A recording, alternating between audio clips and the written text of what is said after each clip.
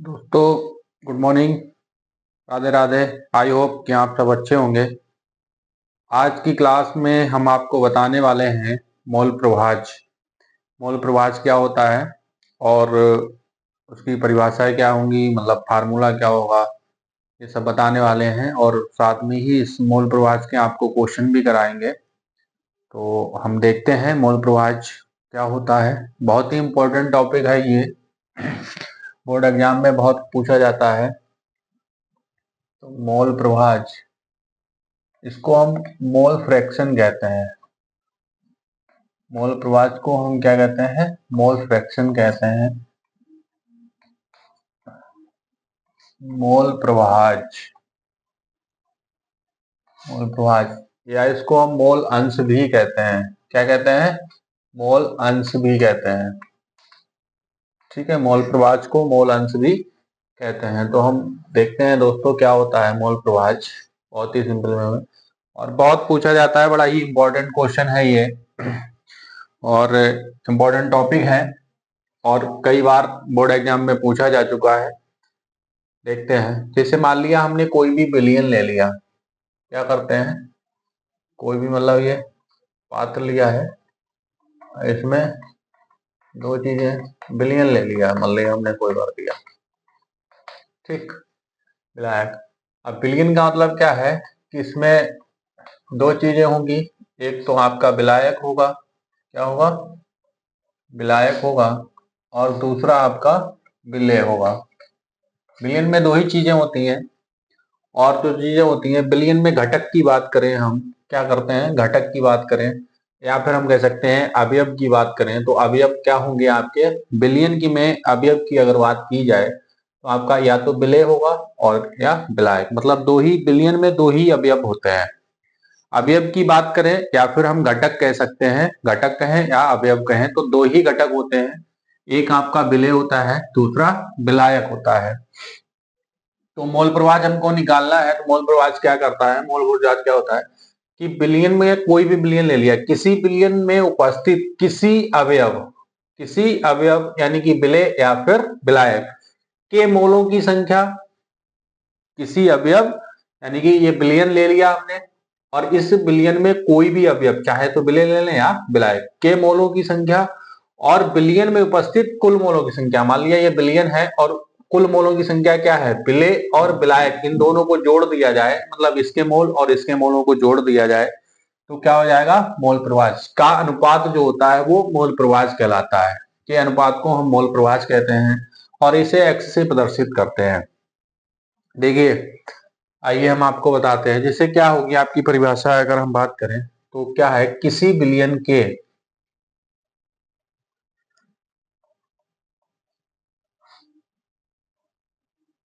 किसी बिलियन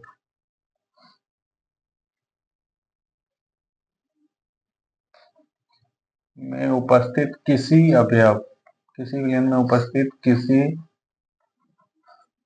अवयव, किसी अवयव, अवयव हम कह सकते हैं या घटक कह सकते हैं। तो अवयव, और अवयव बिलियन में क्या होते हैं? विलेय होता है या फिर हम विलायक। दो ही तो घटक होंगे, दो ही घटक होंगे या फिर दो ही अवयव होंगे। तो किसी बिलियन में उपस्थित किसी अवयव या मतलब विलेय या विलायक के मोलों की संख्या, के मोलों की संख्या तथा बिलियन में उपस्थित, तथा बिलियन में उपस्थित, तथा बिलियन में उपस्थित मोलों की संख्या, तथा बिलियन में उपस्थित कुल मोलों की संख्या, उपस्थित कुल मोलों की संख्या,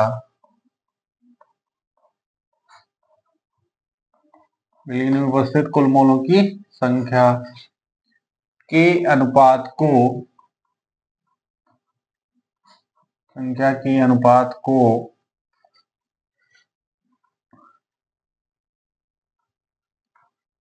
उस बिलियन में,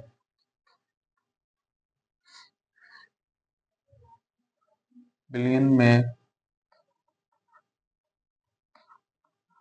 उपस्थित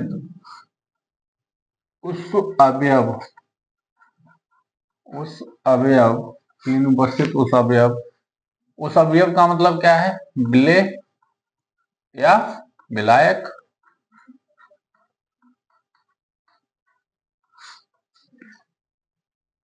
का मूल प्रभाज कहते हैं।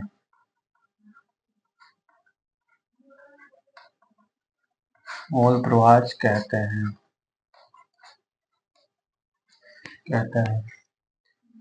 इसे मूल प्रभाज जो है इसे हम x से प्रदर्शित करते हैं। x से प्रदर्शित करते हैं। x से प्रदर्शित करते हैं। ठीक, ये है। यानी कि हमने ये विलयन लिया है, तो इस विलयन में उपस्थित किसी अवयव का मतलब या तो विलेय हुआ या फिर विलायक, यानी कि विलेय के मोलों की संख्या ले लें या फिर विलायक के मोलों की संख्या। ठीक, तो और विलयन में उपस्थित कुल मोलों की संख्या। विलयन में उपस्थित कुल मोलों की संख्या क्या है? इन दोनों के मोलों को हम जोड़ दें, वो का अनुपात जो होगा विलयन में उपस्थित उस अवयव, जैसे अगर हमने विलेय के मोलों की संख्या ली है तो विलेय के मोलों की संख्या बटे विलयन के मोलों की संख्या, अगर विलायक लिया है तो विलायक के मोलों की संख्या बटे विलयन के मोलों की संख्या के अनुपात को ही हम क्या कहेंगे? उस अवयव का मोल प्रभाज कहते हैं, और इसे x से प्रदर्शित करते हैं। ठीक है, जैसे अगर हम फार्मूले की बात करें तो फार्मूला क्या होगा? जैसे हमें विलेय का निकालना है तो हम लिखेंगे विलेय का मोल प्रभाज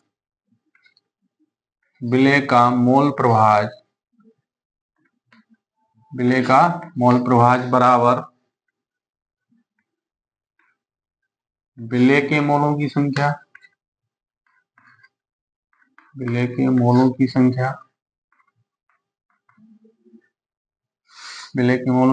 बटे विलयन के मोलों की संख्या। ठीक है, अब देखिए दोस्तों, विलेय है तो विलेय के मोलों की संख्या को हम स्मॉल n से प्रदर्शित करते हैं, और विलायक है तो विलायक के मोलों की संख्या को हम कैसे प्रदर्शित करेंगे? कैपिटल N से प्रदर्शित करते हैं। तो यहाँ पे देखिए हमने आपको बताया है, जैसे विलेय है तो विलेय, अब मोल प्रभाज है, मोल प्रभाज को हम x से प्रदर्शित करते हैं। कैसे प्रदर्शित करेंगे? x से प्रदर्शित करते हैं। तो मान लिया अब विलेय का है तो विलेय के लिए हम क्या लगा लें? a लगा देते हैं, मतलब पहचान के लिए हमने विलेय है तो विलेय के लिए हम क्या करते हैं? a लगा दें। तो विलेय के मोलों की संख्या, अब विलेय के मोलों की संख्या है तो विलेय के मोलों की संख्या के लिए हम देखो विलेय के मोलों की संख्या को स्मॉल n से प्रदर्शित करते हैं, तो स्मॉल n बटे, अब विलयन है तो विलयन में आपके दो चीजें होती है, एक विलेय होता है, दूसरा विलायक होता है। तो इन दोनों के मोलों की संख्या को हम क्या कर रहे हैं? जोड़ दें, मतलब इन दोनों को हम ऐड कर दें, तभी क्या बन जाएगा? विलयन के मोलों की संख्या निकल आएगी, यानी कि n प्लस कैपिटल N। तो ये निकल आएगा आपका विलेय का मोल प्रभाज। ठीक है, ऐसे ही अगर हम विलायक का मोल प्रभाज निकालें, जैसे अगर हमें विलायक का निकालना है तो क्या हो जाएगा? विलायक का मोल प्रभाज बराबर विलायक के मोलों की संख्या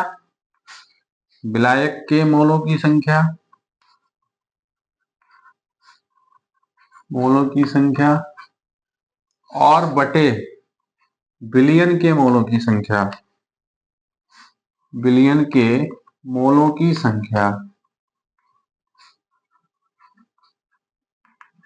संख्या। ठीक है, अब देखिए विलायक है, मोल प्रभाज तो हम x से प्रदर्शित करते ही हैं, यहाँ पे हमने विलेय के लिए a लगा दिया और विलायक के क्या लगा दें? b लगा दें, तो xb मतलब क्या हो जाएगा? विलायक का मोल प्रभाज हो जाएगा बराबर, अब विलायक के मोलों की संख्या क्या है? हमारी कैपिटल N है, तो ऊपर क्या हो जाएगा? कैपिटल N बटे विलयन के मोलों की संख्या। विलयन में हमारे क्या है? विलेय और विलायक, तो इन दोनों को हम जोड़ दें तो small n plus capital N, ये हो जाएगा आपका विलायक का मोल प्रभाज। ठीक है दोस्तों, तो समझ में आ गया है कि विलेय का मोल प्रभाज अगर हमको निकालना है तो विलेय के मोलों की संख्या बटे विलयन के मोलों की संख्या, और विलायक का मोल प्रभाज निकालना है तो विलायक के मोलों की संख्या बटे विलयन के मोलों की संख्या, यानी कि x स्मॉल n जो है वो कैपिटल स्मॉल n विलायक के मोलों की संख्या, यानी कि अगर हम लिखना चाहें तो यहाँ पे हम लिख सकते हैं, जहां n बराबर विलेय के मोलों की संख्या, n बराबर विलेय के मोलों की संख्या, मोलों की संख्या है, और कैपिटल N जो है वो विलायक के मोलों की संख्या है, विलायक के मोलों की संख्या। ठीक, मोलों की संख्या ये है। इसमें आपको n और कैपिटल N पता चल जाएगा कि स्मॉल n जो है वो आपका विलेय के मोलों की संख्या और कैपिटल N है वो विलायक के मोलों की संख्या है। और XA जो है, XA की अगर हम बात करें तो XA जो है वो विलेय का मोल प्रभाज है, विलेय का मोल प्रभाज। ठीक है। और XB की अगर हम बात करें तो XB बराबर जो है वो आपका विलायक का मोल प्रभाज है, विलायक का मोल प्रभाज। ठीक है दोस्तों, तो ये रहा आपका मोल प्रभाज। आई होप कि आपको अच्छे से समझ में आ गया होगा, और अगर नहीं भी आया तो मैं आपको एक बार फिर से रिपीट कर रहा हूं, बता दूं। जैसे मान लिया हमने कोई बिलियन ले लिया है और बिलियन में हमारे विलेय और विलायक होते हैं, तो हमें मोल प्रभाज निकालना है। यानी कि हमने विलेय ले लिया है, ठीक, विलेय और विलायक तो बिलियन में होते ही हैं, तो हमको मान लिया निकालना है। तो क्या होता है कि विलेय के मोलों, कोई भी अवयव ले लें, चाहे हम विलेय लें या फिर विलायक लें, तो बिलियन में उपस्थित किसी अवयव के मोलों की संख्या, किसी अवयव का मतलब या तो विलेय है या फिर विलायक है, मोलों की संख्या, और बिलियन में कुल मोलों की संख्या। बिलियन में मतलब विलेय और विलायक कुल, इनको हम जोड़ देंगे तो कुल मोल मिल जाएंगे। कुल मोलों की संख्या के अनुपात को उस अवयव का मोल प्रभाज कहते हैं और इसे x से प्रदर्शित करते हैं। ठीक, जैसे हमने विलेय का मोल प्रभाज निकालना है, तो विलेय का मोल प्रभाज निकाला है तो विलेय के मोलों की संख्या बटे बिलियन के मोलों की संख्या, और अगर हमें विलायक का निकालना है तो विलायक के मोलों की संख्या बटे बिलियन के मोलों की संख्या। अब दोस्तों बिलियन में दो ही घटक होते हैं हमारा, एक तो विलेय होता है और दूसरा विलायक होता है। तो बिलियन का मोलों की संख्या पता चल जाएगी अगर हम विलेय और विलायक को दोनों को ऐड कर दें तो हमें मोल प्रभाज मिल जाएगा। तो ठीक है दोस्तों, ये रहा आपका मोल प्रभाज, इसको आप नोट कर लीजिए, और इसके बाद हम मोल प्रभाज के आपको क्वेश्चन हम करा देते हैं, जिससे कि आपको बिल्कुल क्लियर हो जाएगा कि हम मोल प्रभाज कैसे निकालते हैं।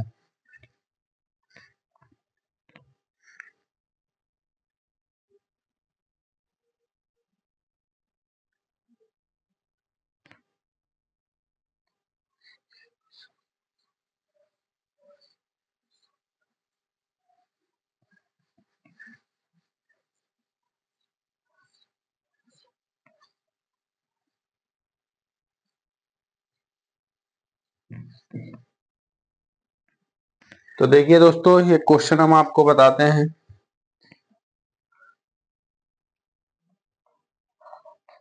क्वेश्चन है आपका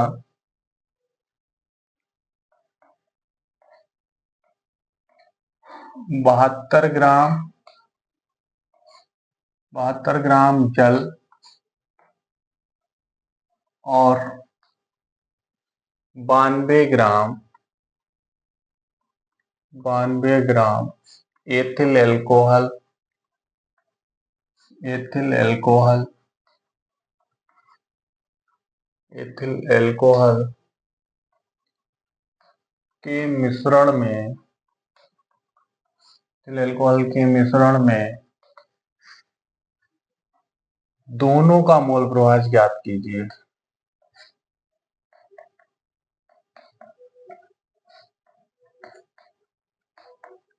मोल प्रभाज ज्ञात कीजिए।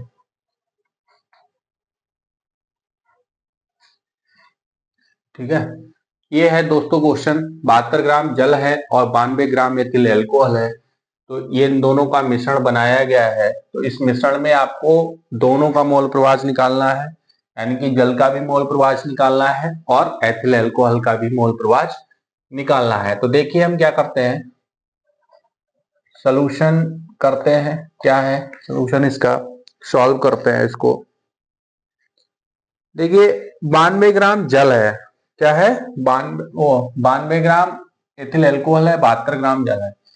तो 92 ग्राम यानी कि इसको हम कैसे प्रदर्शित कर लें, W से। अब हम यहाँ पे W चाहे तो A लगा दें, चाहे हम लिख लें एथिल एल्कोहल। क्या लेंगे? Ethyl alcohol. तो इसका मतलब क्या हो गया कि एथिल एल्कोहल का भार, आपको जो 92 ग्राम दे रखा है, ये क्या है? एथिल एल्कोहल का भार दे रखा है। तो C2H5OH W का मतलब क्या हो गया? भार मतलब द्रव्यमान, और C2H5OH लिखा है, इसका मतलब क्या है? एथिल एल्कोहल है। भार कितना दे रखा है आपको? 92 ग्राम। कितना दे रखा है? 92 ग्राम। और यहाँ पे हम कैपिटल W और H2O की बात करें तो इसका मतलब क्या हो गया? मतलब भार, और H2O का मतलब क्या हो गया? जल का भार।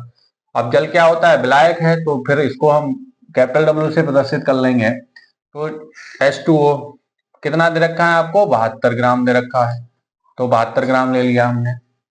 ठीक, अब ये आपको दे रखा है। इसके बाद हमें मोल प्रभाज निकालना है, दोनों का मोल प्रभाज निकालना है। तो जल का भी निकालना है और मतलब एथिल अल्कोहल का भी निकालना है। तो भार दे रखा है और हमें मोल प्रभाज निकालने के लिए चाहिए होती है मोलों की संख्या। क्या चाहिए होती है? मोलों की संख्या। तो मोलों की संख्या निकाल लेंगे पहले। तो मोलों की संख्या निकालने के लिए हमें अणुभार चाहिए होगा, तो पहले तो हम अणुभार निकाल लें। तो देखिए यहाँ पे अणुभार को हम m से प्रदर्शित करते हैं और C2H5OH लगा देंगे। इसका मतलब क्या हो जाएगा? एथिल एल्कोहल का अणुभार। तो एथिल एल्कोहल का अणुभार कैसे निकालोगे? कार्बन, देखिए कार्बन का 12 होता है, यहाँ पे 2 लगे हैं, तो कार्बन का 12 और 2 से गुणा कर दोगे तो कितना हो जाएगा? 12 दूनी 24। यानी कि ऐसे लिख लो 12 गुणा 2 और प्लस हाइड्रोजन का 1 होता है तो 5 है, तो यहाँ पे 5 हो जाएगा, प्लस ऑक्सीजन का 16 और हाइड्रोजन का 1। यानी कि जो तत्व इसमें उपस्थित हैं उन तत्वों के परमाणु भार को हम क्या कर देते हैं? ऐड कर देते हैं, तो उनका अणुभार निकल आता है। तो अणुभार निकल आया 12 दूनी 24, 24 और 5 कितना हो गया? 29, 29 और 1 30 और 16 कितना हो गया? 46। अगर हम अणुभार की बात करें तो एथिल एल्कोहल का अणुभार जो है वो कितना निकल के आया? 46 निकल आया। ऐसे ही हम MH2O की बात करें, यानी कि जल के अणुभार की बात करें, तो जल का अणुभार देखिए हाइड्रोजन का 1 होता है, यहाँ पे 2 है और प्लस ऑक्सीजन का 16, तो 2 एकम 2 और 16 कितना हो गया? 18। तो जल का अणुभार कितना निकल के आ गया आपका? 18। ठीक है। अब मोलों की संख्या निकालने के लिए आपका फार्मूला होता है, मोलों की संख्या निकालने के लिए, मोलों की संख्या निकालने के लिए मोलों की संख्या देखिए n से प्रदर्शित करते हैं, बराबर होता है भार बटे अणुभार। यानी कि जिस पदार्थ का हमें निकालना है उसका भार लगाएंगे और बटे में उस पदार्थ का अणुभार लगाएंगे। ठीक, तो इससे हम क्या करेंगे? मोलों की संख्या निकाल लेंगे। तो पहले मोलों की संख्या हमको निकालनी होगी, तो पहले मोलों की संख्या निकालने के लिए क्या है? n से प्रदर्शित करते हैं, स्मॉल n, और n यहाँ पे हम क्या लगा देंगे? C2H5OH। यानी कि इससे का मतलब क्या हो जाएगा? एथिल एल्कोहल के मोलों की संख्या। तो एथिल एल्कोहल के मोलों की संख्या निकालोगे तो क्या निकाल लगाओगे? WC2H5OH, WC2H5OH और बटे MC2H5OH। ठीक, तो क्या हो जाएगा? इसका भार देखिए कितना दे रखा है? 92 ग्राम। कितना दे रखा है? 92 ग्राम। और अणुभार कितना निकल के आया है हमारा? 46 निकल के आया है। तो इसको हम काट लेंगे, 46 दूनी कितना हो गया? 92। यानी कि आपका कितना आ गया? 2। यानी कि मोलों की संख्या कितनी निकल के आई? एथिल एल्कोहल के मोलों की संख्या कितनी निकल आई? 2। ऐसे ही हम जल के मोलों की संख्या निकाल लेंगे। H2O बराबर क्या हो जाएगा? तो WH2O और बटे MH2O। तो W भार कितना दे रखा है आपको? 72। और MH2O मतलब जल का अणुभार कितना निकल गया है? 18। तो 18 चौक 72, यानी कि आपका कितना आ गया? 4। तो जल के मोलों की संख्या कितने निकल के आई? 4। और हमें मोल प्रभाज निकालना है, तो मोल प्रभाज आपका क्या होगा? X C2H5OH। तो X C2H5 यानी कि एथिल एल्कोहल का मोल प्रभाज निकालना है। तो एथिल एल्कोहल का मोल प्रभाज निकालने के लिए क्या हो जाएगा? एथिल एल्कोहल के मोलों की संख्या और बटे बिलियन में कुल मोलों की संख्या। तो बिलियन में कुल मोलों की संख्या यानी कि एथिल एल्कोहल के मोलों की संख्या प्लस जो जल दे रखा है यानी कि जल के मोलों की संख्या, इन दोनों को ऐड कर देंगे तो हमें कुल मोल मिल जाएंगे। तो देखिए एथिल एल्कोहल के मोलों की संख्या कितनी निकल के आई है हमारी? इसका अगर हम निकालें तो इसके मोलों की संख्या कितनी निकल के आई है? 2। और इसके मोलों की संख्या 2 + 4, 2 + 4 तो बराबर कितना हो जाएगा आपका? 2। और 2 और 4 कितना हुआ? 6। यहाँ पे 2 तिया 6, यानी कि आपकी कितनी हो जाएगी 1/3। और इसको हम भाग कर लेंगे तो पॉइंट लग जाएगा। ठीक, कितना लग जाएगा, पॉइंट लग जाएगा, 0 बढ़ गया 10 हो गया। आप 10 से भाग करोगे तो 3 तिया 9, फिर एक बचेगा, पॉइंट लगा, 0 बढ़ जाएगा, फिर 3 तिया 9, फिर 3 तिया 9, मतलब यही आता रहेगा आपका 0.033। यानी कि एथिल एल्कोहल का जो मोल प्रवाह निकल के आया है वो कितना निकल के आएगा, 0.33 आ जाएगा। ऐसे ही अगर हमें जल का मोल प्रवाह निकालना है तो जल का मोल प्रवाह निकालने के लिए क्या लिखोगे, XH2O। तो XH2O यहाँ पे क्या हो जाएगा आपका, जल के मोलों की संख्या और बटे बिलियन में उपस्थित कुल मोलों की संख्या, H2OH और प्लस NH2O। ठीक, तो जल के मोलों की संख्या कितनी निकल के आई है, 4, और यहाँ पे कितना आ जाएगा 2 + 4, यानी कि 4/, कितना आ जाएगा 6। तो 2 दूनी 4, 2 तिया 6। अब यहाँ पे इसको भाग करेंगे तो यहाँ पे 2/3 आ गया, 2/3, इसको भाग करोगे, भाग नहीं जाएगा तो पॉइंट लगाओगे, 0 बढ़ाओगे 20 हो गया, तो 3 छंग 18, फिर 2 बचा, फिर पॉइंट लगा, फिर 2 बचेगा, फिर 2 बचेगा। तो आप ऐसे करके लिखते चले जाएंगे। तो एक तो या तो हम ऐसे रख दें, या हम इसको लिखना चाहें तो हम लिख सकते हैं 0.0067, यानी कि पॉइंट के बाद 5 अंक है, 5 से संख्या ज्यादा है तो 1 अंक इधर प्लस हो जाती है, आपको पता होगा। तो 0.667 इसका मोल प्रवाह निकल के आ जाएगा दोस्तों। इस टाइप से हम क्या करते हैं, मोल प्रवाह निकाल लेते हैं। इस टाइप से मोल प्रवाह आपका निकलेगा, यानी कि सबसे आसान तरीके से मैंने आपको बताया है कि इस टाइप से आपको क्वेश्चन दिया होगा बोर्ड एग्जाम में, 72 ग्राम जल और 92 ग्राम एथिल अल्कोहल के मिश्रण में दोनों का निकालना है। तो आपको भार दे रखा है और अणुभार हम निकाल लेते हैं। ठीक है, अणुभार में क्या करते हैं कि जो आपका यौगिक दे रखा होगा उसमें हम जितने भी परमाणु होते हैं उन परमाणुओं के परमाणु भारों को हम जोड़ देते हैं। यानी कि जैसे कार्बन है तत्व को, जितने भी तत्व होंगे उसमें उनके परमाणु भारों को क्या कर जाएगा, ऐड कर दिया जाएगा, तो परमाणु भार हमारा मतलब निकल आता है, जो अणुभार होता है वो निकल आता है। ठीक है, तो अणुभार निकाल लेते हैं। अणुभार मोलों की संख्या निकालने के लिए फार्मूला आपका होता है भार बटे अणुभार, मतलब जिस पदार्थ का हमें मोलों की संख्या चाहिए होगी। जैसे हमें एथिल अल्कोहल के मोलों की संख्या चाहिए तो एथिल अल्कोहल का भार बटे एथिल अल्कोहल का अणुभार, और जल के मोलों की संख्या चाहिए तो जल का भार बटे जल का अणुभार। इस फार्मूले से हम ये इस टाइप से हम क्वेश्चन लगा लेते हैं। तो दोस्तों आई होप कि ये क्वेश्चन आपको समझ में आ गया होगा, और आशा करता हूं कि बहुत अच्छे तरीके से आपको समझ में आया होगा ये क्वेश्चन। इसी टाइप से अगर हम करना चाहें तो हम दूसरा क्वेश्चन लगाएंगे।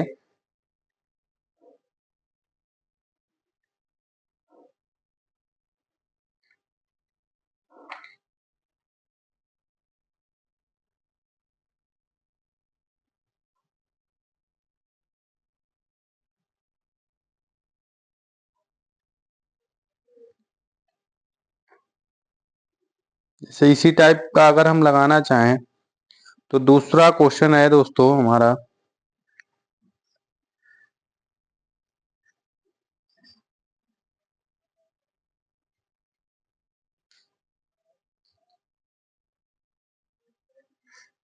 क्वेश्चन कह रहा है कि अल्कोहल और जल के मिश्रण में, देखते हैं,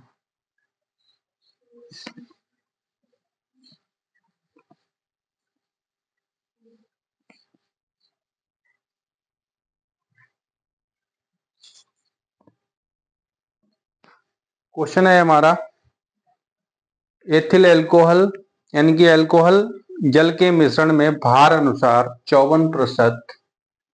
क्वेश्चन है हमारा अल्कोहल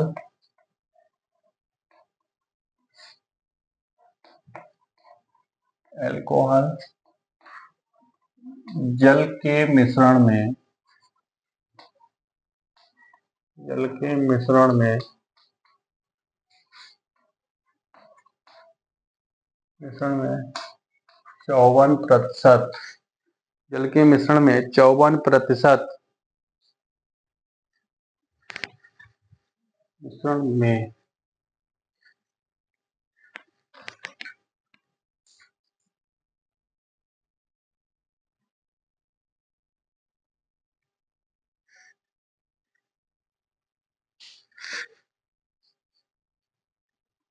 मिश्रण में 54% जल है, 54% जल है। मिश्रण में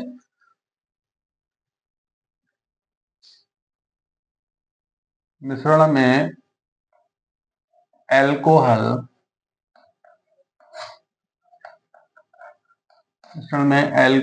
का मोल प्रभाज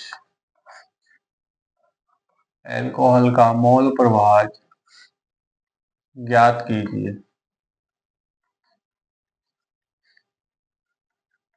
एल्कोहल का मोल प्रभाज ज्ञात कीजिए। तो देखते हैं दोस्तों, ये क्वेश्चन है हमारा, बहुत ही इंपॉर्टेंट क्वेश्चन है और बोर्ड एग्जाम में आया हुआ क्वेश्चन है ये। एल्कोहल जल के मिश्रण में 54% जल है और मिश्रण में एल्कोहल का मोल प्रभाज हमको निकालना है। तो देखते हैं, जैसे क्वेश्चन कह रहा है प्रश्नानुसार आपका 54% जल है, ठीक है। तो इसमें हमें को मानना है 54% जल कह रहा है और प्रतिशत की अगर कहीं पे बात होती है तो वो कितना मानते हैं, हम इसको 100 मानते हैं। कितना मानते हैं दोस्तों, 100 मानते हैं।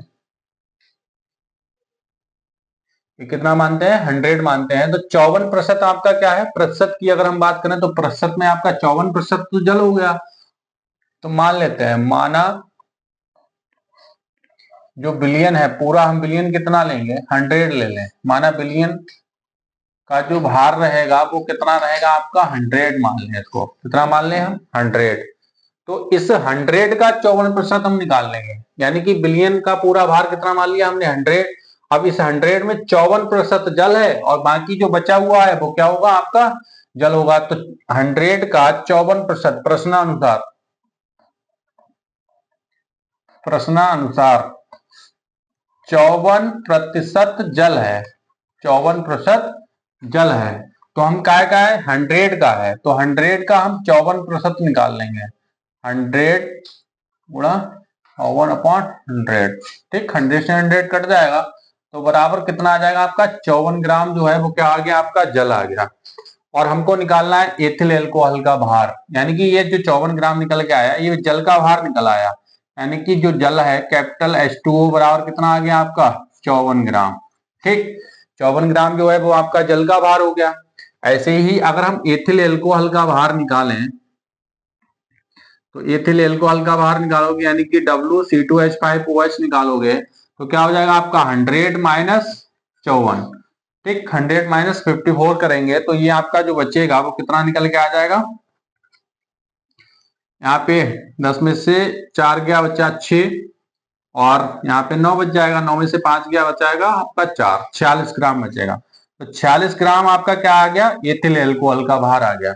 हमें चाहिए क्या है, एथिल एल्कोहल का मोल प्रभाज निकालना है। तो मोल प्रभाज निकालने के लिए हमको मोलों की संख्या चाहिए होगी। तो देखिए जल का भार तो 54 ग्राम है और जल का अणुभार जो होता है वो अभी हमने आपको निकलवाया था, कितना होता है, जल का अणुभार निकालोगे तो MH2O, तो बराबर क्या करोगे, 1 गुणा 2 प्लस 16 बराबर कितना निकल के आ जाएगा, 18। ऐसे ही हम एथिल एल्कोहल का अणुभार निकालेंगे। तो एथिल एल्कोहल का अणुभार निकालोगे तो क्या हो जाएगा आपका MC2H5OH, इसका करोगे तो आपका करोगे 12 गुणा 2 और प्लस 1 गुणा 5 और प्लस 16 और प्लस 1, तो ये निकल के आएगा आपका 12 दूनी 24 और 5 29 और 1 30 और 16 कितना हो गया आपका 46। तो ये आपका एथिल एल्कोहल का जो अणुभार निकल के आएगा वो कितना आ गया आपका 46 आ गया, ठीक है। तो दोस्तों ये एथिल एल्कोहल का जो अणुभार निकल के आया वो 46। हमें केवल मोलों की संख्या चाहिए होगी, तो मोलों की संख्या निकालना है।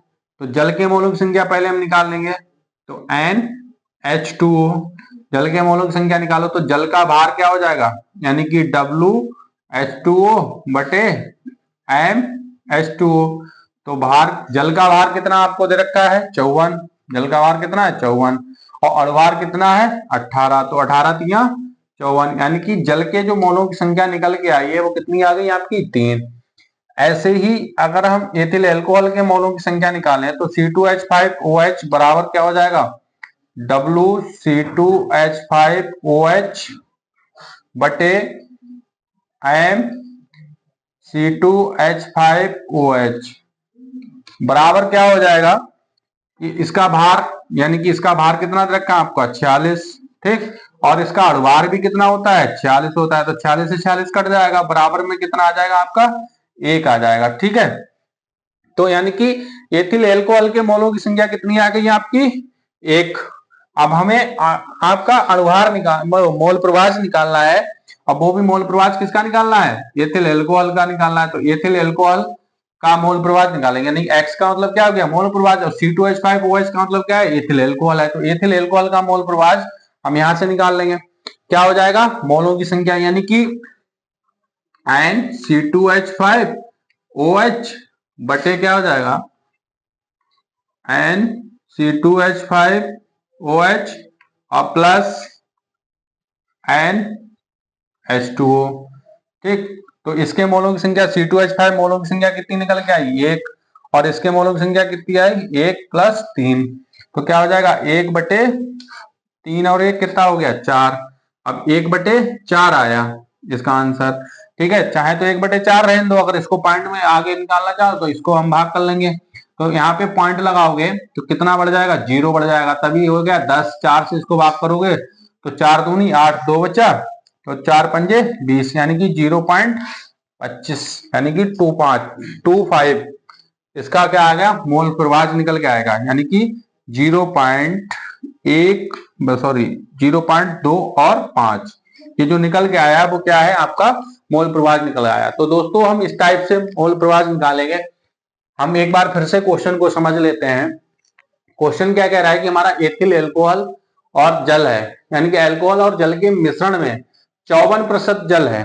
54% जल का मतलब क्या हुआ कि हमने कोई भी मान लिया मिश्रण ले लिया, यानी कि जैसे हमारा ये बिलियन है, ये बिलियन भरा हुआ है। अब इस बिलियन को हम इस पूरे बिलियन को हम कितना मानेंगे 100 मान लें, कितना मान लें 100, और 100 में क्या कह दिया जाए आपका 54% जो है वो आपका जल है।